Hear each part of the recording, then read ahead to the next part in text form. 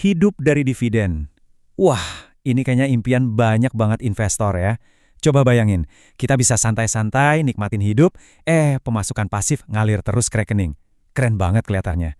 Tapi pertanyaannya, seberapa realistis sih mimpi ini? Yuk kita bedah bareng-bareng. Apa mitosnya dan apa realitanya? Oke, langsung aja ke pertanyaan utamanya. Beneran bisa nggak sih kita hidup total 100% cuma dari dividen? Mungkin kita sering dengar cerita-cerita suksesnya, tapi jawabannya ternyata nggak sesimpel itu loh. Ayo kita cari tahu sama-sama. Biar pembahasannya runut, kita akan lewati 5 tahap ini.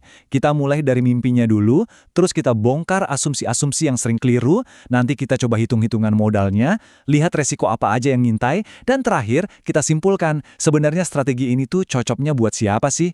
Oke, kita mulai ya. Bagian pertama, kita akui dulu deh, kenapa sih mimpi ini tuh begitu menggoda, begitu menarik buat banyak orang? Nah, ini dia kalimat saktinya. Janji kebebasan finansial sejati.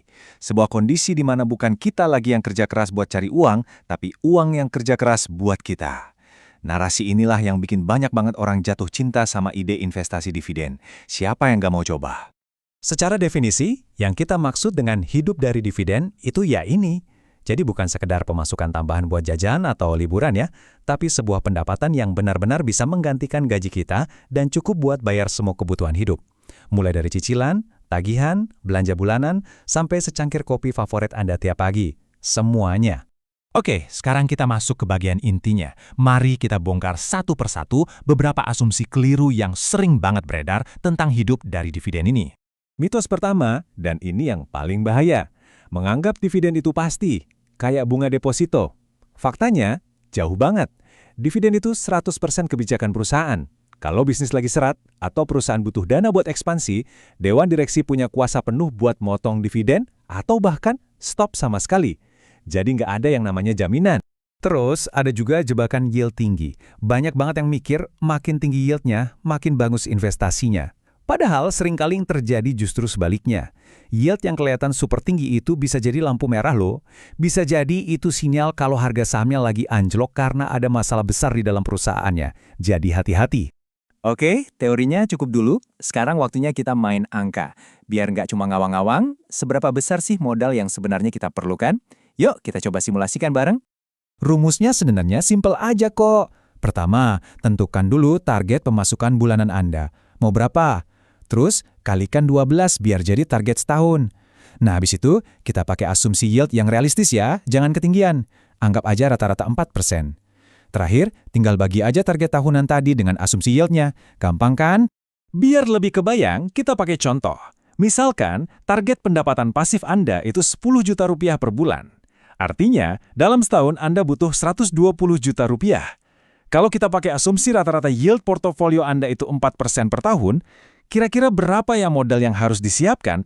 Jawabannya adalah 3 miliar rupiah. Yap, Anda nggak salah dengar, 3 miliar. Nah, angka inilah yang sering jadi reality check buat banyak orang. Buat bisa dapat 120 juta setahun dari yield 4%, modal sebesar inilah yang kita butuhkan. Cukup besar ya?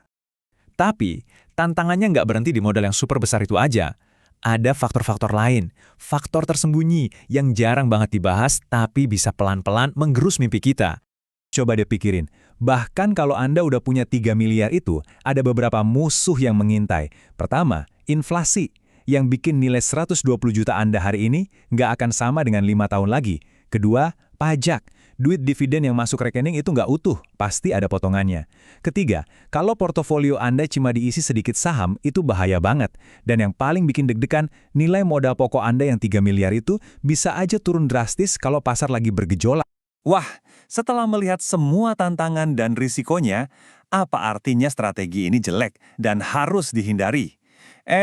Tunggu dulu. Nggak juga. Pertanyaannya jadi bergeser. Kalau gitu, untuk siapa sih strategi ini beneran masuk akal dan cocok? Strategi ini baru jadi sangat masuk akal kalau Anda memenuhi beberapa kriteria ini. Pertama, Anda memang sudah punya modal yang luar biasa besar. Kedua, Anda sudah mendekati masa pensiun, di mana prioritas utamanya adalah dapat arus kas rutin, bukan lagi pertumbuhan modal yang agresif.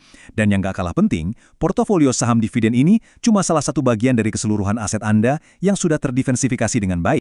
Nah, ini dia poin kuncinya. Tolong diingat baik-baik. Investasi dividen itu bukan jalan pintas untuk menjadi kaya. Tapi, Ini adalah sebuah strategi untuk orang yang sudah kaya untuk mengelola kekayaan mereka dan mengubahnya menjadi sumber pemasukan yang stabil. Jadi sekarang pertanyaannya kembali lagi ke diri Anda masing-masing. Setelah kita bedah realitanya, hitung-hitungannya, dan juga risikonya, apakah tujuan hidup dari dividen ini masih jadi tujuan yang tepat untuk Anda saat ini? Nggak ada jawaban benar atau salah, tapi dengan pemahaman yang lebih jernih, saya yakin Anda bisa mengambil keputusan yang jauh lebih bijak. Coba direnungkan.